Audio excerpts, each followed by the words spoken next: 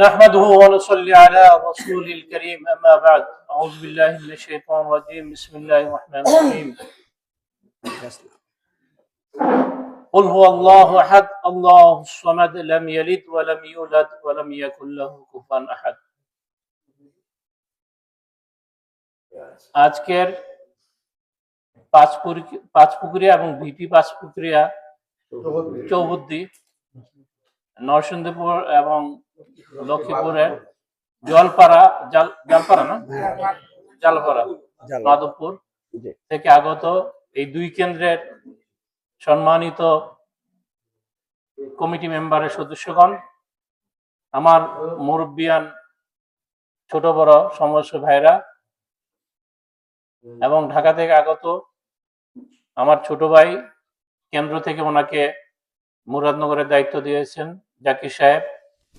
আমার পাঁচ ভাইয়ের পরে যাকে আমি অন্তর থেকে মহব্বত করি আজিজ ভাই, এবং ওনার সাথে আমার একটা হৃদয়ের সম্পর্ক আছে এবং সব সময় সবকিছু বিষয়ে আমি ওনার সাথে পরামর্শ করি, উনি আমার সাথে পরামর্শ করে। আজিজ ভাই সহ যারা আছেন সবাইকে আসসালামু আলাইকুম ওয়া রাহমাতুল্লাহ।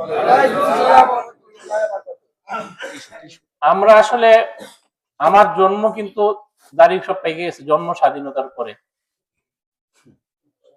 আমি এই গত আগে আসলে আওয়ামী লীগের স্বাধীনতার পরে আওয়ামী লীগ ছিল, আমরা শুধু শুনেছি তারা বাকশাল করেছে। দাদার বাসায় একটা লোক আসতো নাম নিজাম সাহেব, উনি বলছে যে শেখ মুজিবের ছেলেদের সাথে উনি ব্যাংক ডাকাতি করছে। আমরা এগুলো বিশ্বাস দিতাম না, যেহেতু আমরা জন্মই তখন হয় নাই, ছোট ছিলাম। আমরা বলছি যে রাজনৈতিক খাতিরে বা কোনো কারণে বোধহয় ওনারা ওই কথাগুলো বলছেন। কিন্তু বিগত 15 বছরে বাংলাদেশে এই দলটি যা করেছে, তারা তো ব্যাংক একটা ফিজিক্যালি ডাকাতি করেছে। এমন 5-7টা ব্যাংকের তাদের লোকজন এই গরিবের টাকা, আপনাদের টাকা মায়েরা ওরা বিদেশে পাঠাই দিচ্ছে এবং সেই বিদেশ থেকে এমন সেই অবৈধ টাকা এদেশে ঢালছে, এদেশকে একটা বিশৃঙ্খল অবস্থায় ফেলানোর জন্য। আপনারা জানেন, আপনারা কিন্তু অন্যান্য এলাকার থেকে মুরাদনগর রাজনৈতিকভাবে কর্মীরা অনেক সচেতন, আপনারা অনেক কিছু আমাদের থেকেও বেশি বুঝেন, বেশি জানেন। এই যে আমাদের যতবার নির্বাচন হয়েছে ততবারই কিন্তু আপনারা কায়কোয়ার সাহেবকে পাশ করিয়েছেন। আর হাজার টাকার মালিক, কোটি কোটি টাকার মালিক যে বলতো যে আমরা মুরাদনগরে যদি একবার এমপি হই, আমি মুরাদনগরের 14 যা রাস্তাঘাট আছে নিজের টাকা দিয়ে স্বর্ণ দিয়ে বান্ধাই দিবে। আবার বলতেন উনি যদি এমপি হইলেই মন্ত্রী হবে, অনেক কথা বলছেন। আপনারা জানেন যে এই মুরাদনগরের দক্ষিণ এলাকাতে কিন্তু আমাদের মামার বাড়ি, নানার বাড়ি, আমার বাপের শ্বশুর বাড়ি। আমরা যখন ছোট থাকতে জাহাপুরের বৈরাগুড়িতে আসতাম, মুরাদনগরে আমাদের বাড়ির সামনে মুরাদনগর একটা খাল ছিল, এখানে নৌকাতে উঠতাম। আব্বা আমাদেরকে নৌকাতে আসার সময় আম্মা খাবার টাবার নৌকাতে নিয়ে নিতেন। সেই গুমতি নদী দিয়ে অনেকটা রিক্সি বাঁধ ছিল, ওই নৌকা যখন গুমতি নদী পার হইতো আমরা মনে হয় এই বোধহয় শেষ, আর মনে হয় বাঁচবো না। ওই গুমতি থেকে যখন বিলের মধ্যে নাওটা পড়তো, কিছুক্ষণ পরে মনে আসতো যে না, আমরা বোধহয় একটা আল্লাহ বাঁচাই দিছে। এরকম একটা অবস্থার মধ্যে 86 সালে আপনারা বিশেষ করে পাহাড়পুর বাসী যেইভাবে, যাদের অবদান না বললেই নয়, জওয়াহরলাল বণিক, তারপরে আপনার সামাদ সাহেব, রাজ্জাক মেম্বার সাহেব, মতিন সরকার সাহেব, অনেকে আছেন যারা আজকে দুনিয়াতে নাই। ওনারা অক্লান্ত পরিশ্রমে এবং আপনাদের সমর্থনে সেই 86-ও কিন্তু পাহাড়পুর থেকে কায়কোয়ার সাহেব অনেক ভালো রেজাল্ট করেছিল এবং পরবর্তীতে প্রত্যেকটা নির্বাচনী হাজার হাজার কোটি টাকার মালিকে লাথি মেরে এই পাহাড়পুর বাসী কায়কোয়ার সাহেবকে বিজয়ী করেছিল।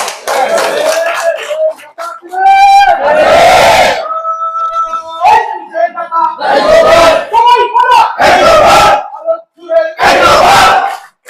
আপনারা জানেন বাংলাদেশের বিরুদ্ধে, মুরাদনগরের বিরুদ্ধে, বিশেষ করে আমার বড় ভাই কায়কোবাদ সাহেবের বিরুদ্ধে একটি মহল অনেক আগে থেকেই ষড়যন্ত্র করে আসতেছে। ওনারা যখন পারতেছি না ভোটে মুরাদনগরের মানুষ যখন দেখে যে টাকার দেওয়ার পরেও মানুষ কায়কোবাদ সাহেবকে নির্বাচিত করে, তখন ওনারা একটা প্ল্যান নিছে ক্ষমতা আইসা কিভাবে একটা মামলা দিয়ে অথবা ওনাকে দুনিয়া থেকে সরাই দেওয়া যায়। ওনাকে একটি মিথ্যা মামলা দিয়ে আপনাদের কাছ থেকে প্রায় 13টি বছর ওনাকে দূরে রেখেছে। এটা একটা বিশাল চক্রান্ত। তবে এই সময়গুলো তো উনি বিদেশে থেকে যেইভাবে মুরাদনগরের মানুষের খবর নিয়েছে, যেভাবে মানুষের চিকিৎসার খবর নিয়েছে, মানুষের বিয়ের খবর নিয়েছে, যেইভাবে উনি খবর নিয়েছে, ওনার আসলে ব্যবসা বাণিজ্য তেমন একটা নাই বলতে চলে। উনি ওনার প্রপার্টি বিক্রি করে বা যাই আসে ভাড়া থেকে সংসার খরচ গুলো চালাই, বাকি ম্যাক্সিমাম টাকা পান, অথবা মানে ওই টাকা সহ বাকি উনি লোন নিয়ে মুরাদনগরের লোকজনের জন্য বিভিন্ন বিপদ আপদে উনি খরচ করেছেন। উনি কিন্তু আমরা কিন্তু জানতাম না কায়কোবাদ সাহেব ফিরে আসবে, আমরা জানতাম না এই ফ্যাসিস্ট সরকারের এইভাবে পতন হবে। আসলে অহংকার তো একমাত্র আল্লাহ। আমরা তো অনেক বড় অহংকার হয়ে গেছিল আমাদের মধ্যে, নেতাদের মধ্যে। ওরা ভাবছিল বাংলাদেশে ওরা আরো 50 বছর 100 বছর ক্ষমতায় থাকবে। আসলে কি, ক্ষমতার মালিক তো আল্লাহ। আমি যেই সূরাটা পড়লাম প্রথমে, এটা হলো আল্লাহর একাত্মতাবাদ, মানে আল্লাহ যে এক, এটার পরিচয় কিন্তু এখানে দিছে। আল্লাহু আহাদ, মানে আল্লাহ এক, আল্লাহুস সামাদ, লাম ইয়ালিদ ওয়া লাম ইউলাদ, মানে উনি কার থেকে জন্ম নেনও নাই এবং কাউকে জন্ম দেনও নাই। এই কথাগুলো যদি আমরা বিশ্বাস না করি, আমাদের ঈমান থাকবে না। আর ঈমান যদি না থাকে, আমরা কিন্তু মুসলমান না। আর ঈমানের কিছু আবার শর্ত আছে। ঈমান থাকলে আপনি মুখে বলতে হবে, অন্তরে বিশ্বাস করতে হবে, কাজে কর্মে প্রকাশ করতে হবে, আপনি পরিপূর্ণ ঈমানদার। এখন যে জিনিসটা হচ্ছে, বাংলাদেশ আসলে আমরা যাই বলি, গণতন্ত্র একটা প্রচলিত নিয়ম, সরকার ব্যবস্থা, বাংলাদেশের নাগরিক হিসাবে এটা আমাদেরকে মানতেই হবে। এর বাইরে আমাদের যাওয়ার সুযোগ নাই।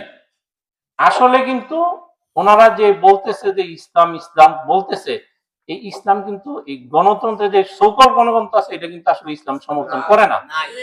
হ্যাঁ, এইগুলো হইলো ওদের ক্ষমতায় যাওয়ার একটা প্রচেষ্টা, কৌশল। এই কারণে ওনারা কিছুদিন আগেও বলছে যে, ওনারা কি বলতে আগে, আল্লাহর আইন চাই, সৎলোকের শাসন চাই। আল্লাহর আইন চাইলে তো তুমি এই দেশের ইসলামিক শাসন ব্যবস্থা চাইবা, এই দেশের আইন কানুন ইসলামিক হোক, এটা চাইবা। কিন্তু ওনারা কিন্তু এই ইসলামিক এই দেশের আইন কানুন কিছুদিন আগেও বলছে যে কোরআনিক আইন এখানে হোক, এটা ওনারা চায় না, এখনো চায় না। আবার কি করতেছে দেখেন, ওনারা এই পর্যন্ত বিএনপির সাথে সংসদে গেছে, জাতীয় পার্টির সাথে নির্বাচন করেছে, সংসদে গেছে। ওনারা দেখেন কয়টা ইসলামিক আইন ওনারা প্রস্তাব করছে এবং পাশ করাইছে, আপনারা একটাও খুঁজে পাবেন না। এগুলো কিন্তু ওনাদের সব ভৌতবাজি। আপনারা যে জিনিসগুলা আপনাদেরকে, মানে আমরা যে জিনিসগুলো, আমরা তো এখন মানুষের ঘরে ঘরে যে আমরা ভোট চাওয়া আমাদের পক্ষে স্বল্প সময় সম্ভব না। আপনারা প্রত্যেকেই একজন কায়কোবাদ, আপনারা প্রত্যেকেই একজন আদিশ সাহেব, আপনারা দলবদ্ধ ভাবে বা একাকী প্রত্যেকের বাড়িতে যাবেন। আমাদের মা বোনরা কিন্তু সহজ সরল, বাংলাদেশের মহিলাদের মতো এত সহজ সরল মহিলা পৃথিবীতে নাই। ওনাদেরকে কিন্তু অনেক সময় ভুল বুঝায়, ইসলামের কথা বলে ভুল বুঝাবে, অনেক কিছু করবে। ওই দেখবেন যে একটা পান খাওয়াই একটা ওয়াদা নিয়ে নিবে।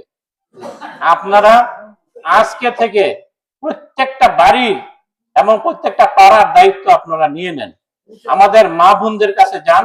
আমাদের ছোট ভাইয়েরা আসলে তারা অনেক কিছু দেখে নাই, জানে নাই, বুঝে নাই।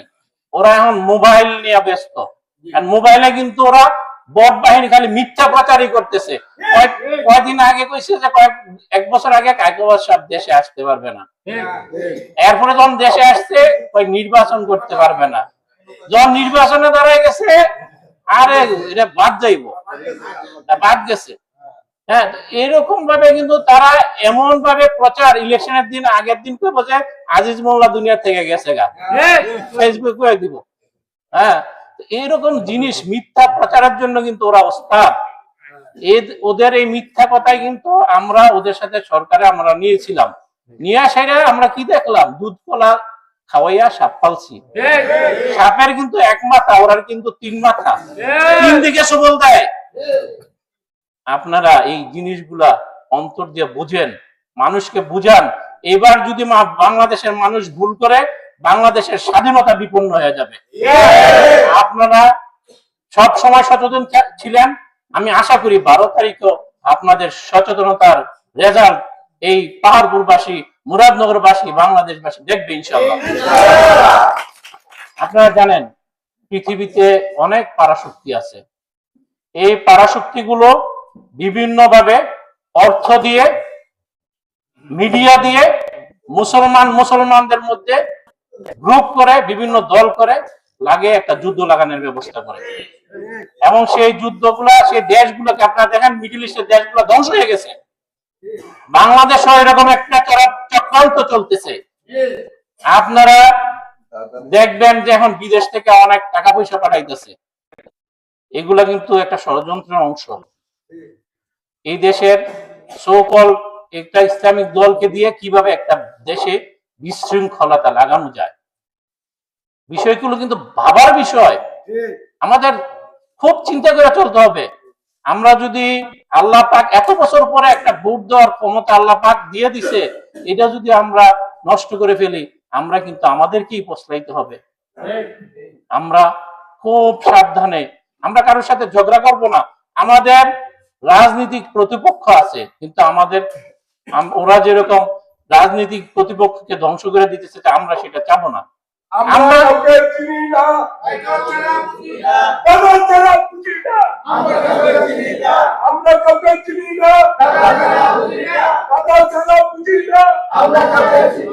আমরা ওনাদেরকে যেই আসুক, আমরা রাজনৈতিক ভাবে মোকাবেলা করতে চাই।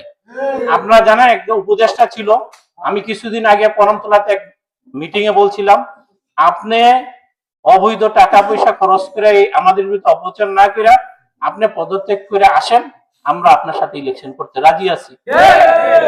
উনি প্রথম বলছে মুরাদনগর থেকে ইলেকশন করবে, এরপরে বলছে ঢাকা 10 থেকে ইলেকশন করবে, এরপরে উনি ইলেকশনে নাই, একটা দলের মুখপাত্র হইছে টাকা পয়সা দিয়া অপপ্রচার করার জন্য।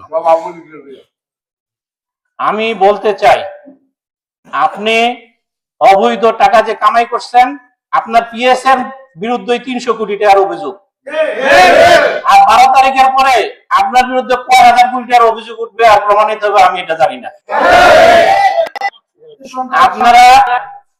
আপনি এবং ইউসুফ আব্দুল্লাহ হারুন মিলা আমাদের বিরুদ্ধে অপপ্রচার করতেছেন, বিভিন্ন জায়গায় টাকা খরচ করতেছেন, আমরা যেন ইলেকশন না করতে পারি।